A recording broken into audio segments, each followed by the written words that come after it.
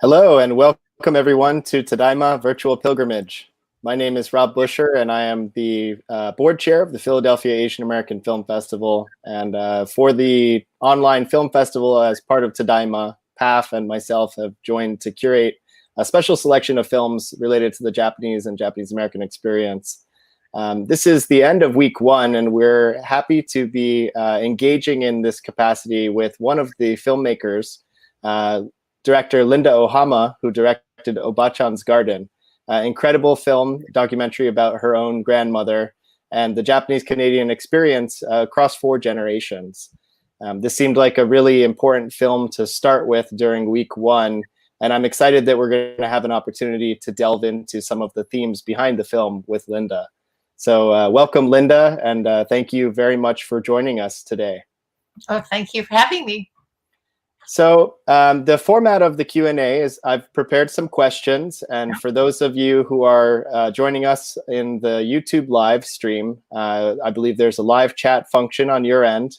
So as we're having our conversation, feel free to drop some questions into the live chat box and we'll get to them towards the end of our conversation. So just to kind of start us off here, Linda, not all of our audience members are well versed in Japanese Canadian history. And I was hoping that you might be able to provide a little more context about the major differences between the Japanese American and Japanese Canadian incarceration experiences and really anything else that you'd like to share with us. Well, the similarity is that it was all sort of a racist, action against people of Japanese origin, the Issei and Nisei particularly. Both in Canada and the United States. But the differences there are differences, like when the war was over after Hiroshima and Japan surrendered, then Japanese Americans were allowed to return to their West Coast homes from the internment camps in 1945. Whereas Japanese Canadians were not allowed to return until 1949, 4 years after the war ended. They were allowed to repatriate or be sent back to Japan, but some of them had never even been there because they were born Canadians, or stay in Eastern Canada. So 1949 is, that gives you a clue to the reasons for putting the Japanese in the internment camps and moving them. It wasn't because of strictly just security.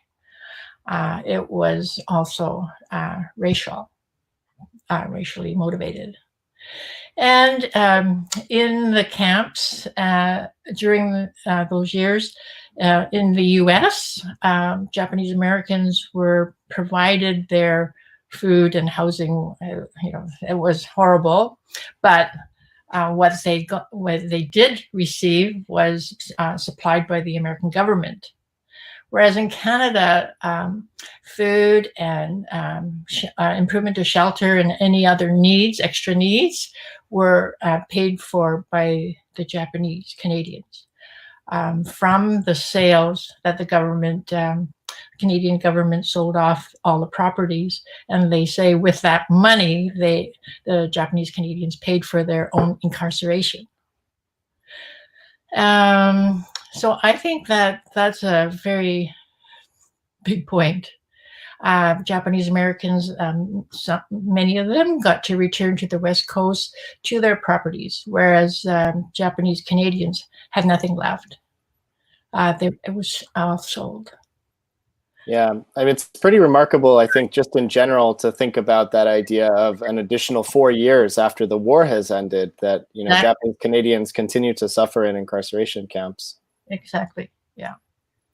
So those are the main differences, I think, and that's the big one, the 1945 and 1949, because it's a telltale.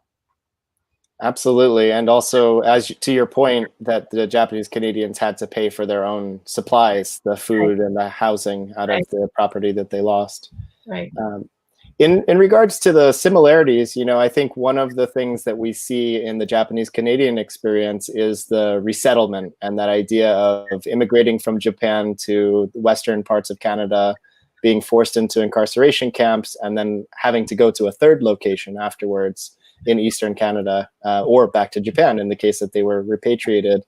Obviously, when you have these kinds of long-reaching impacts on a community, there's potential for intergenerational trauma to develop. And, I think with your film, another reason that we really thought it was good to highlight during the first week was because it shows that sort of long view. Because you yourself are a character within the film as sort of the filmographer, narrator. You have obviously your mother, you have your daughter in the film, and of course your Obāchan. And it just kind of struck me, I think, that this idea of intergenerational trauma, it seems evident to me, and I'm just curious if you could maybe comment on whether you've identified that in your own family or in other Japanese Canadian families. Well, there are a lot of things that I've discovered over the years about Japanese American and Japanese Canadian, the trauma that we've gone through as a community because of what happened during the war. I think the Issei, like my grandmother, Nisei, like my mother and father, Sansei, like me, and the next Yonsei, like my daughter, we all process that trauma differently. My grandmother, the Issei, seemed to just kind of swallow it and accept it and be silent. The Nisei were more, I think, filled with, they wanted to be proud to be Canadian or American, but they were also filled with this shame. And Sansei, well, when my generation came along, we were brought up to be not Japanese at all, to forget our Japanese-ness. Because in my own family, and I know a lot of Sansei in the US and in Canada, we don't speak, or we didn't speak Japanese, or couldn't speak Japanese.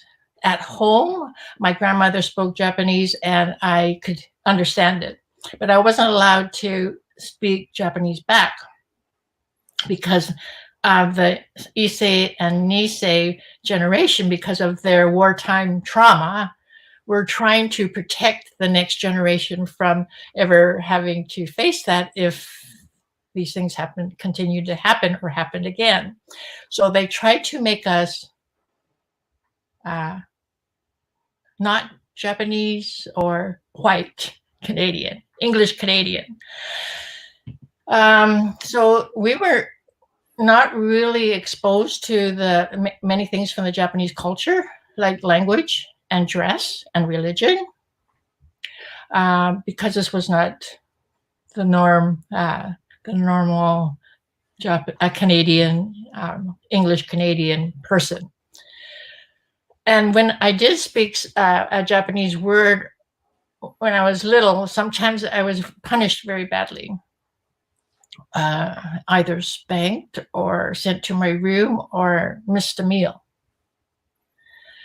And I learned very quickly that speaking Japanese was bad or maybe dangerous. But I felt it was, I was doing something bad. So all my life, until I made Obāchan's Garden, I was afraid to speak Japanese, how as an adult. And I didn't realize that. I was just going with what how I was brought up, speak English only. And I learned very well. I listened to my grandparents and parents. So I was a good learner. But when I made Obāchan's Garden, see, I could understand Japanese because my grandmother always spoke Japanese, but I wasn't allowed to speak back in Japanese, only English. So she understood English, I understood Japanese. That was kind of weird. But when I had to go to Japan for Obāchan's Garden, of course, I you're in another country, you have to speak some Japanese. And it was so painful, so difficult. I'd have to say arigato or konnichiwa, and it was, my whole chest would just be feeling like I was going to have a heart attack or something. And I'd cough a lot.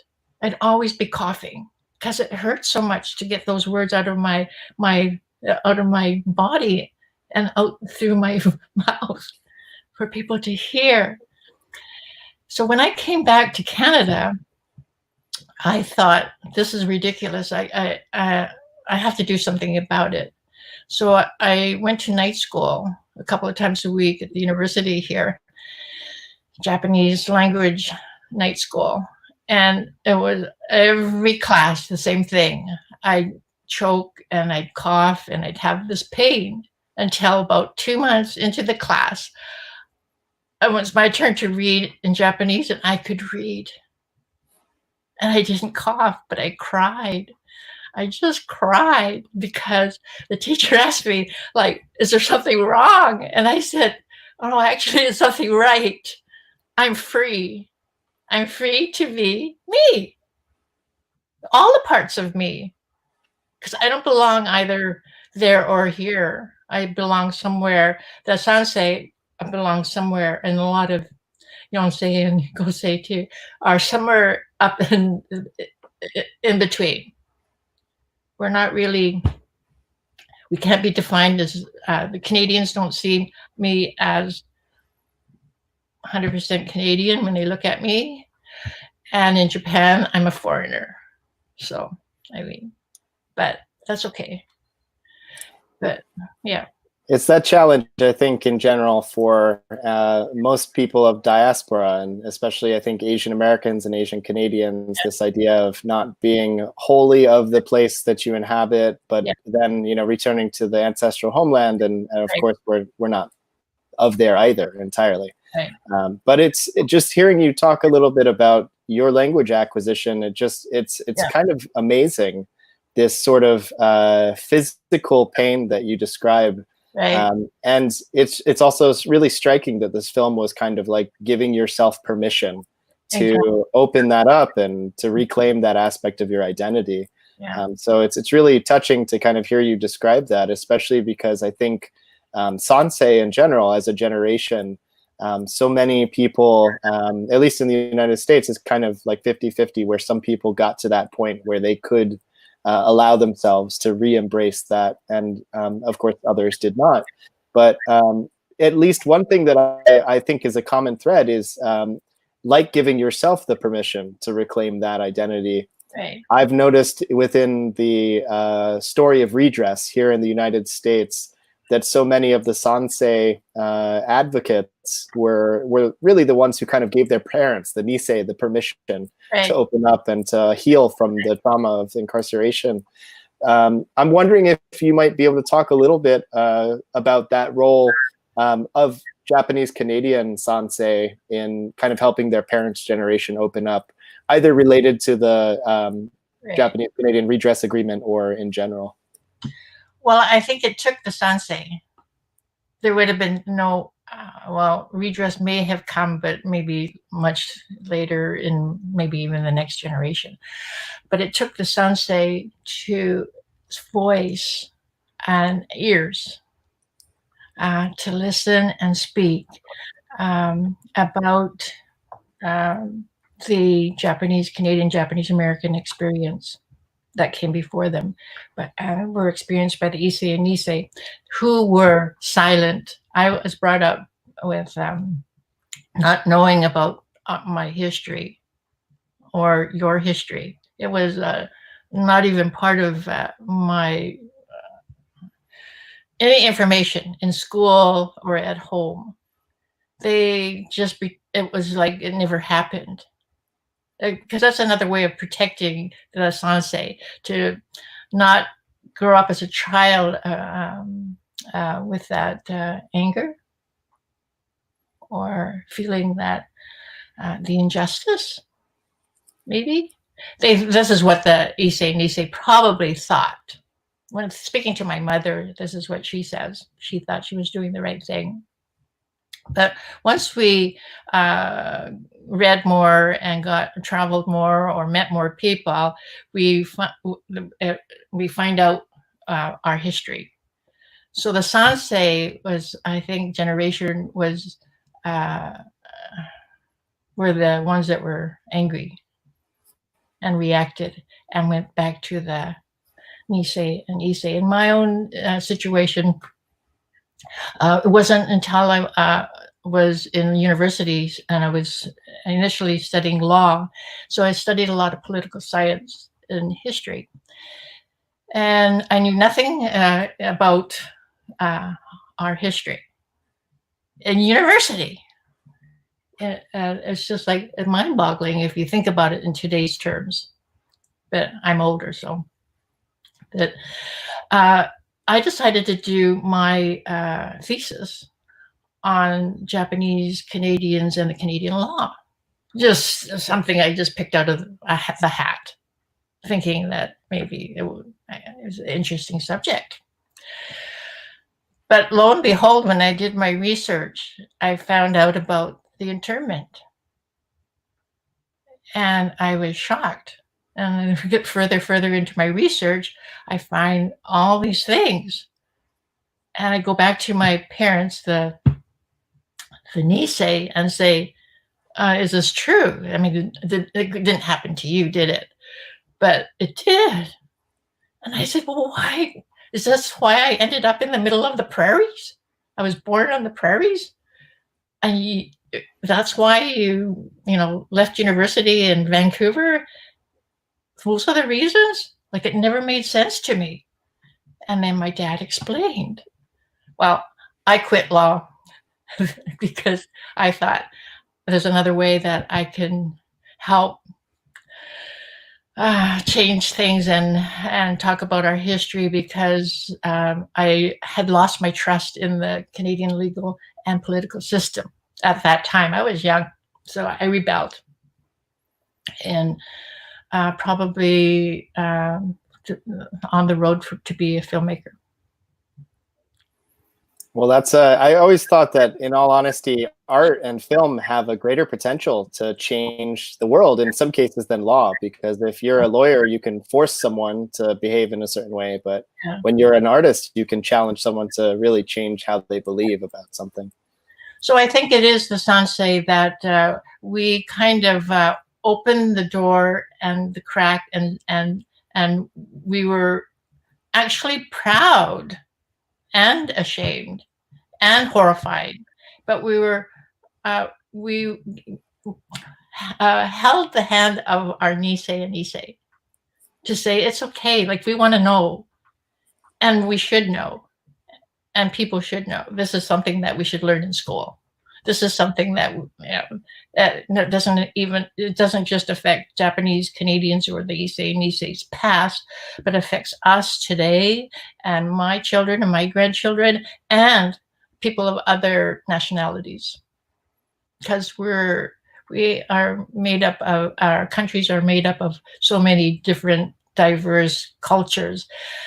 And as you see in the States, we're still trying to learn about how to treat each other as a person rather than this identity thing. Absolutely. Somewhat related to that, we actually had a question from the live chat here from Mia Russell, who asks, in the film, your grandmother meeting her daughter is a culminating cathartic moment. How did she talk about it after the fact, and did it cause her to open up more? After she met my grandmother? Well, when she first told about her secret about having 2 children, which turned out to be 3 children, but she never talked about the son because that was too traumatic. So the son that died. Everybody thought she had Alzheimer's or had lost her mind, and those photographs were somebody else's photographs.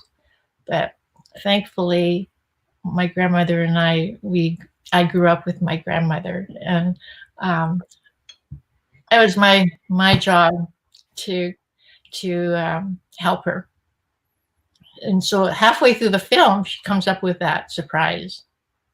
Because before that, it's only about the history here in Canada. And so my grandmother, okay, so the question was, put it up again, please. Okay. When we did find the two daughters, one was already dead and the younger one, the 80-year-old, was still alive.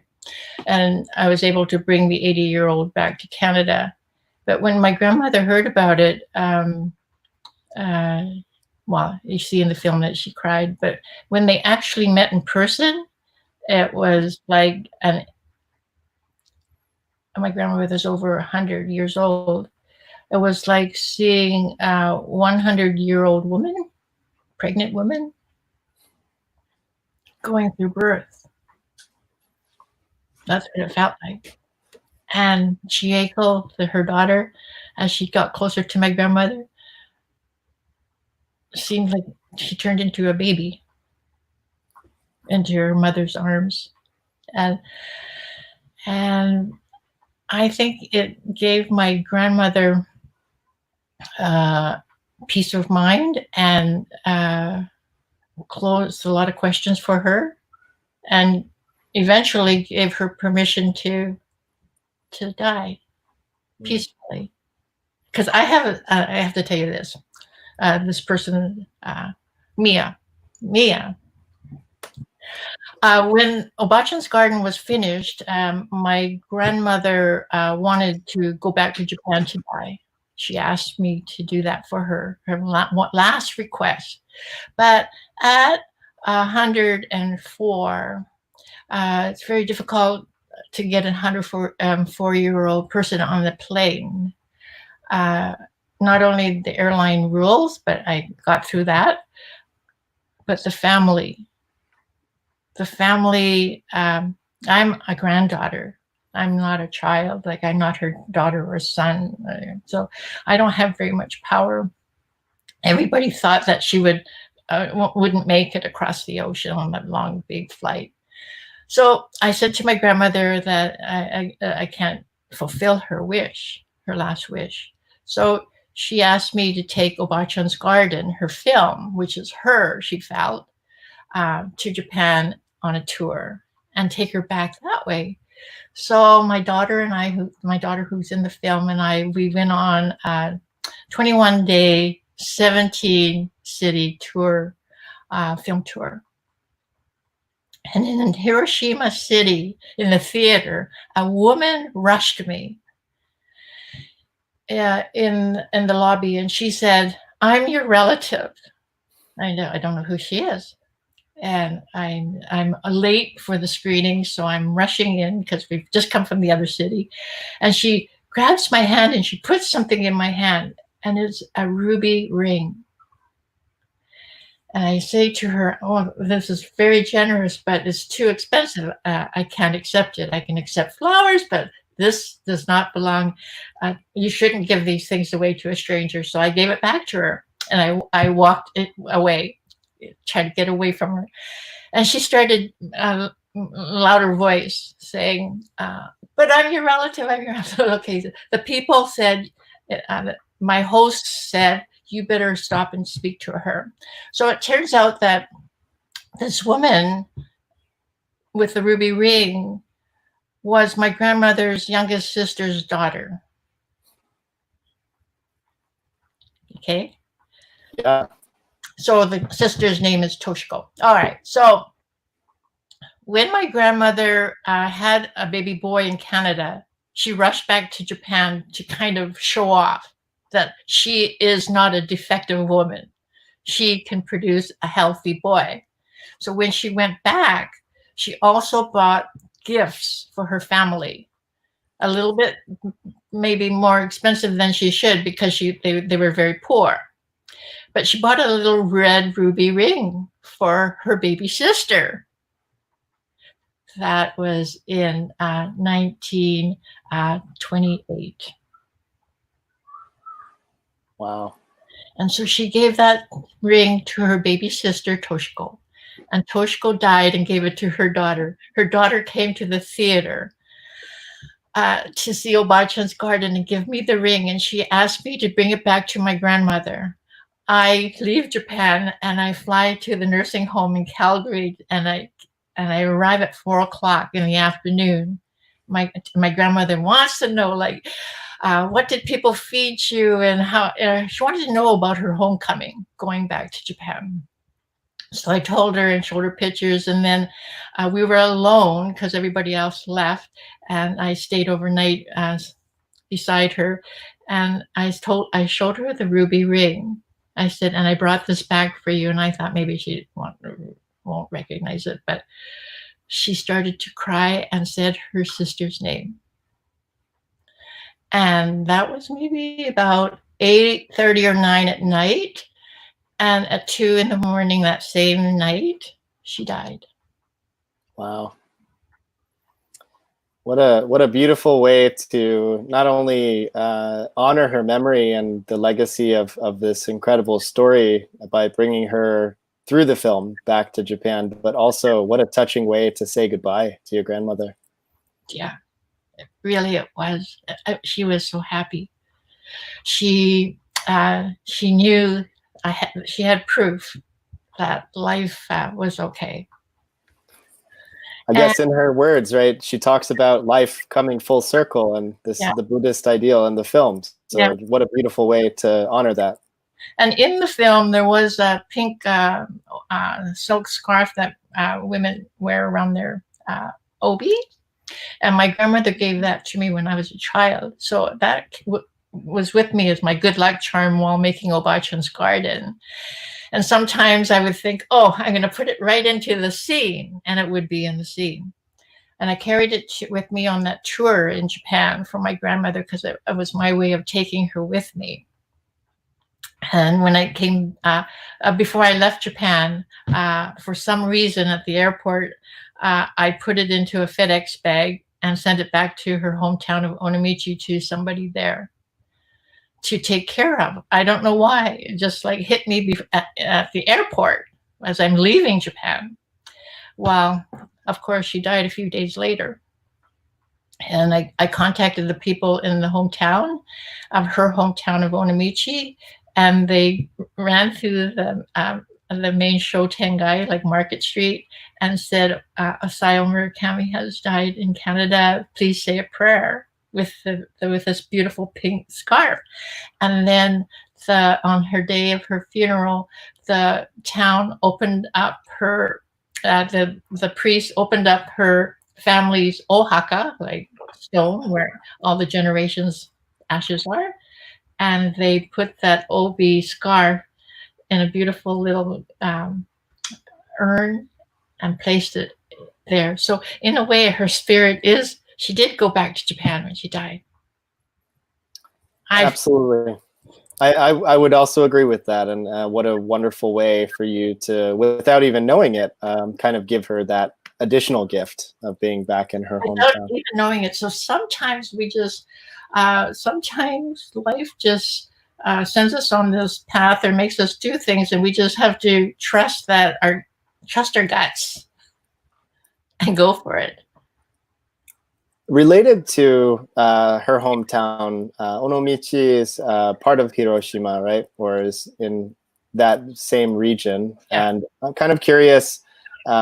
I think that the scene that hit me the hardest in the film was the moment when she learns the reenactment of learning about the bombing of Hiroshima and not realizing whether her family was all gone.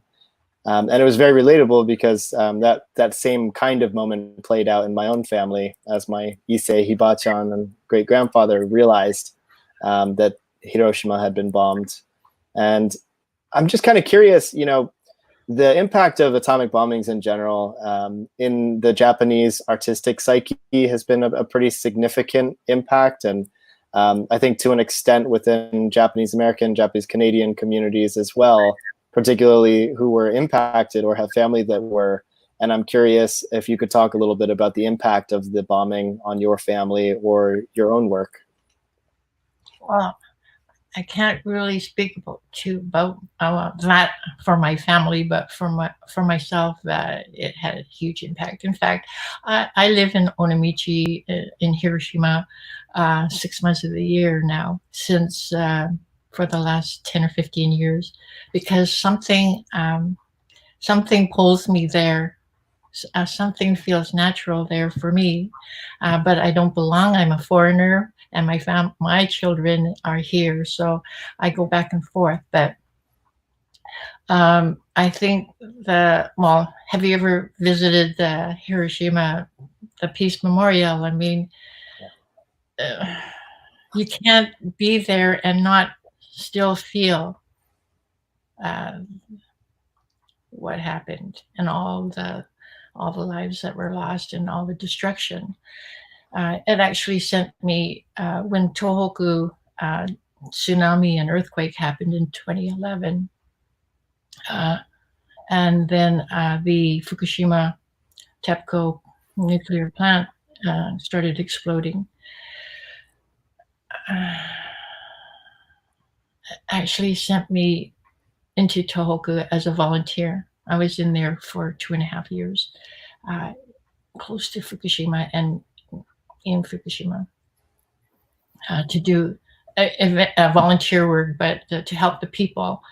But eventually I ended up making a documentary because of some of the horrifying things that I saw that needed to be seen. It's one thing to go into a place and take some pictures and speak about what the people are going through or what the nature is going through, but I found that by staying for all those years and not leaving there, that I could listen more to the people and nature, and maybe do a film that I would feel okay to do. I couldn't just, do a Fukushima blast film. It had to be about the impact of what that did to the lives and the life. Yeah, it's fascinating too, because I think this is another connection that I would imagine a lot of families who have roots in Hiroshima or Nagasaki have thought about, but maybe not so much the wider population. I mean, there is this kind of common thread between hibakusha and their family in the bombings, as well as individuals who are impacted by Tohoku and the radiation that befell them there. I'm just kind of curious if that also played a part in kind of your attachment, maybe? Well, it's difficult to say, but I can say truthfully, honestly, that there are some surprises that I came across, because Hiroshima people have experienced the bomb, and the families are even third, fourth generation peoples are affected health-wise. Sometimes the second generation or third generation gets by, and then all of a sudden, fourth generation, something happens. So this whole thing has this silent fear in the people. And a lot of people in Hiroshima, if they move to another part of Japan, they kind of keep it a secret that they're from Hiroshima, because it's like, it makes them like,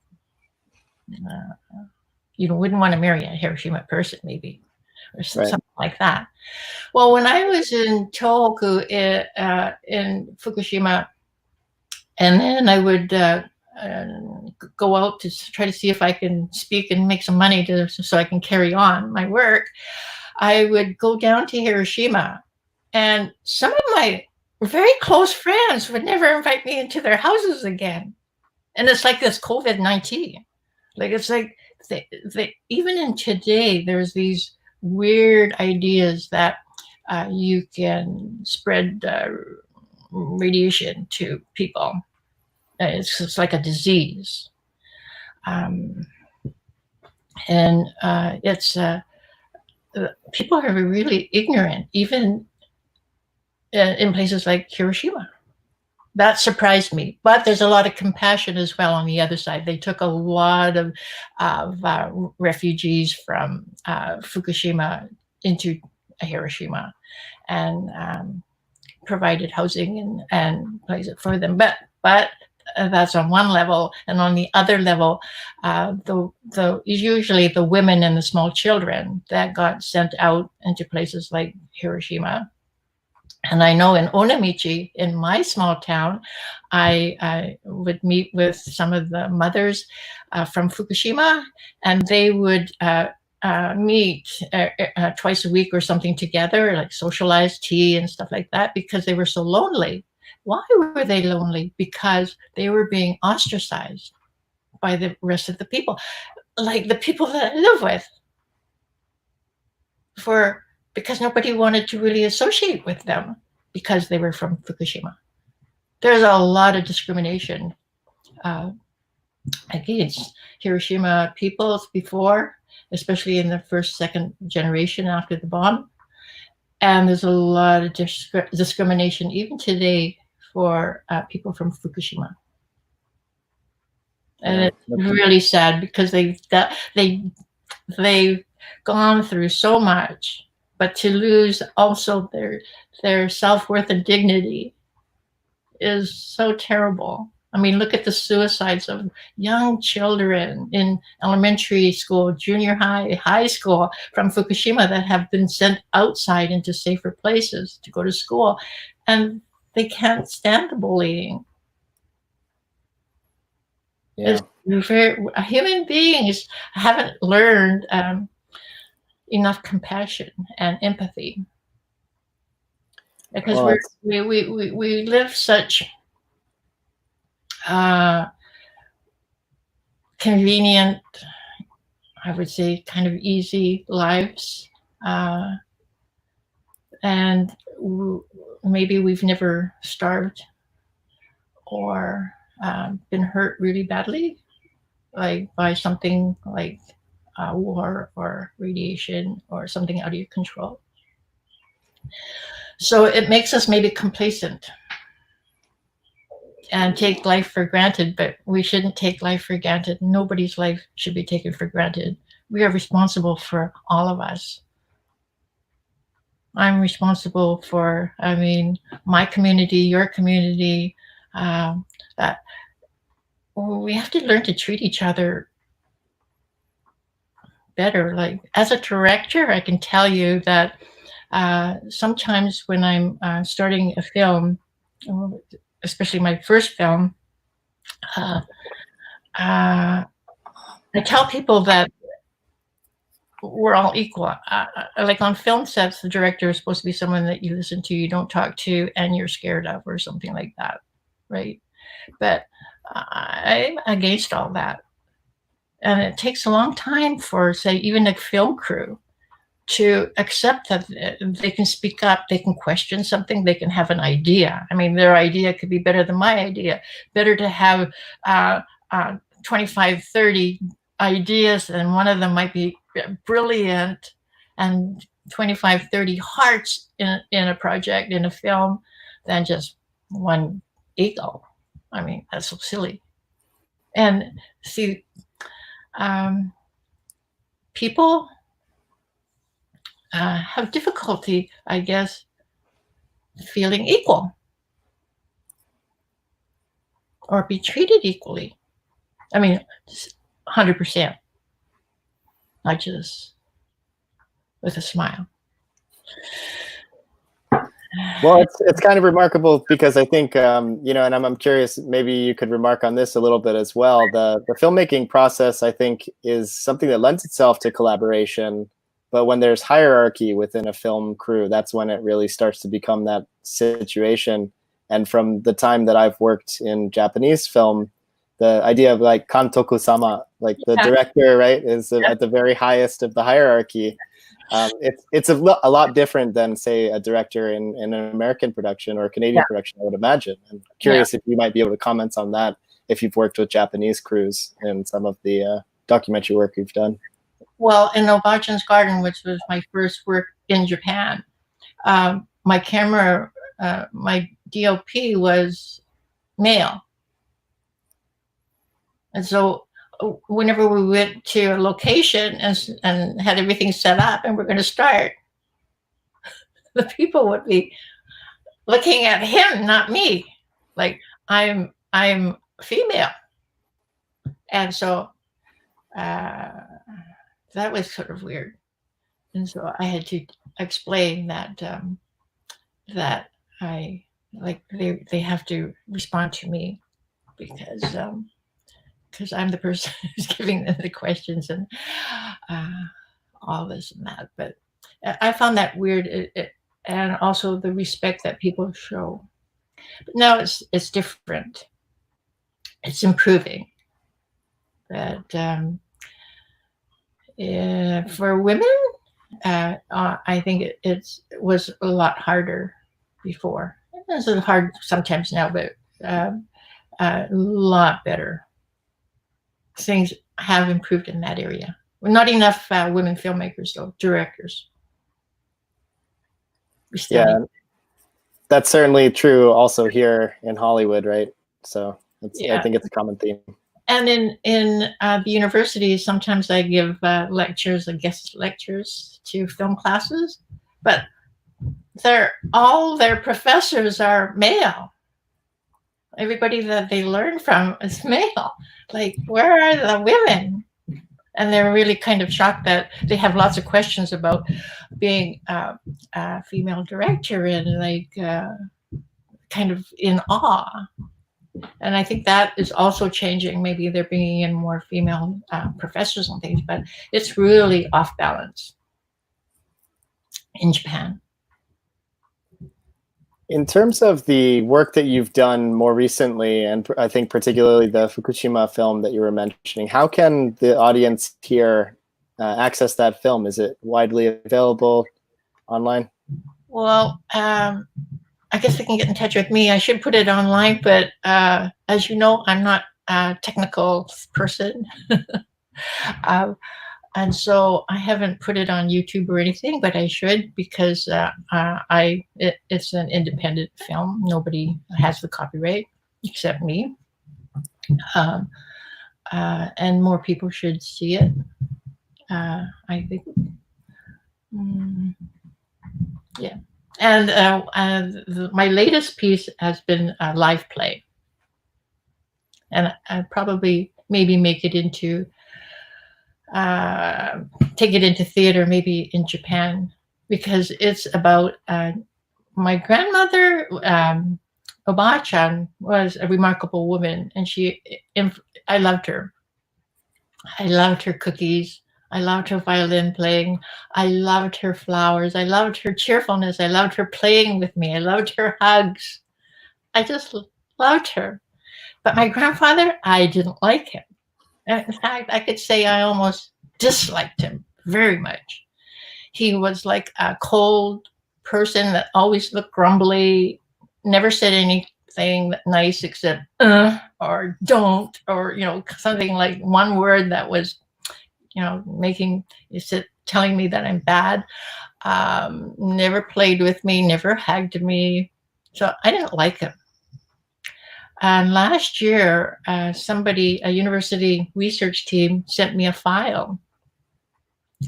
And it was a file from a court hearing held in Canada in 1954, after the war.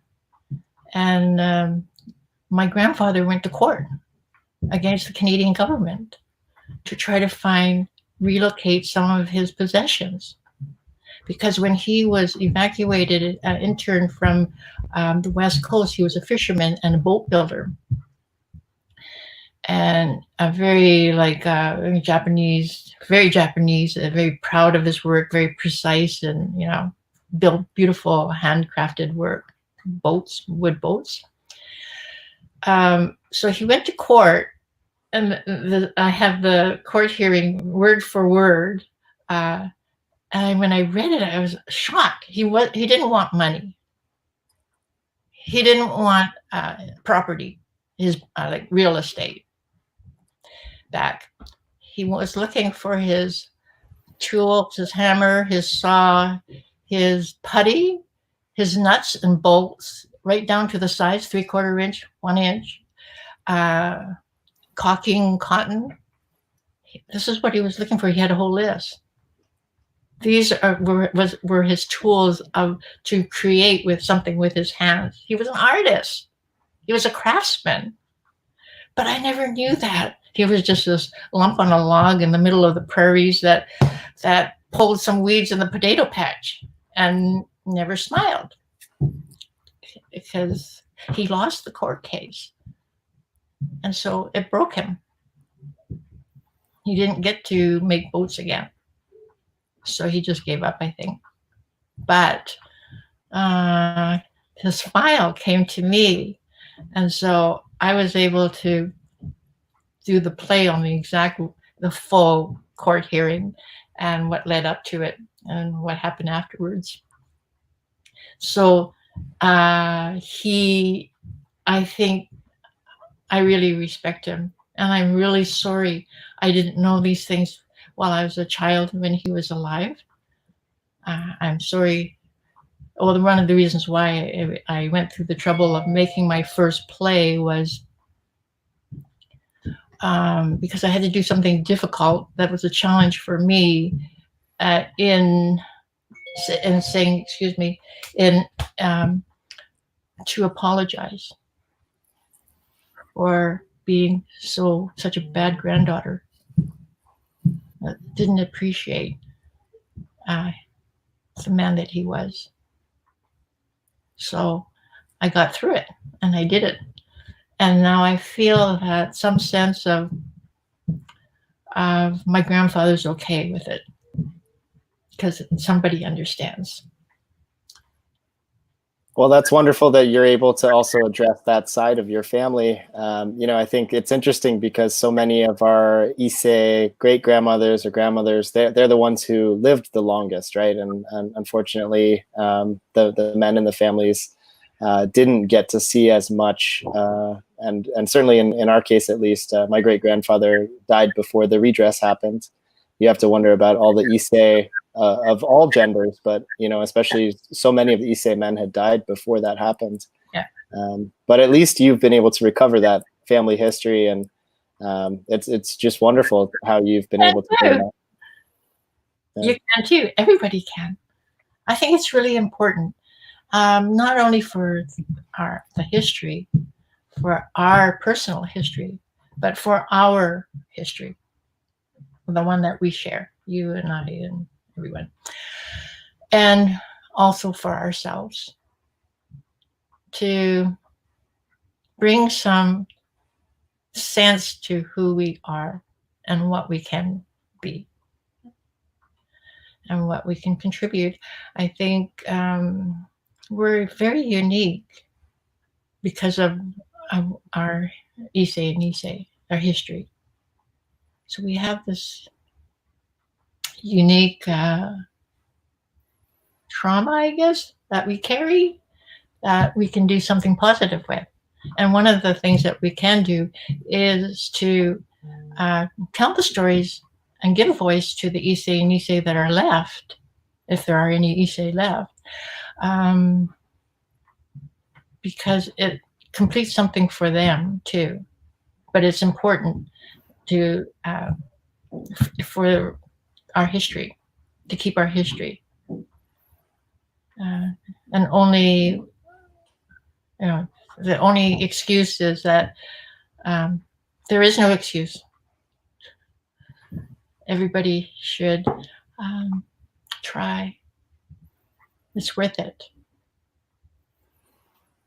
I couldn't agree more. And, I think it's just hearing you talk about all of your work is a great inspiration to the storytellers out there, regardless of the medium. And it's just great to be able to highlight your work through this conversation. And certainly, I can't think of a better film to start off this series of conversations with for those reasons.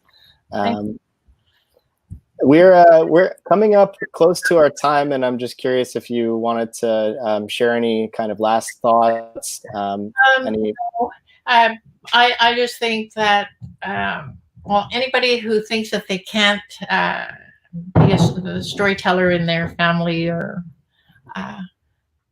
contact me, I'll help you, because I think it's important. And our communities down in the States and up here in Canada are starting to gather more seriously all these stories. Because, see, if these archives weren't gathered, number one, I wouldn't probably find the court hearing would probably never find me. All these missing pieces that someday, not for you, not for me, but maybe for your grandchildren or some other researcher or other descendant of with Japanese ancestry wants to know something, answer a question, it might be the missing link. Yeah, and I again can't agree more. I mean, it's so important for us to be able to tell these stories. So thank you for doing the work that you do and for continuing to encourage other people to do the same. Really appreciate you joining us here for this conversation today. And I think that we can kind of end here on this note, because I can't think of a better way to really finish off this Q&A. If there are any other questions or come in afterwards, please forward them to me, and I will be glad to answer them. Absolutely. Thank you again for joining us this afternoon, Linda. We will be having more conversations like these throughout the next 8 weeks, so I hope that you will consider joining us. I will. And if you have the opportunity, we certainly love to hear your thoughts on future Q&As. Okay. Thanks a lot. Thanks, Linda. Yep. Bye. Thanks, everybody.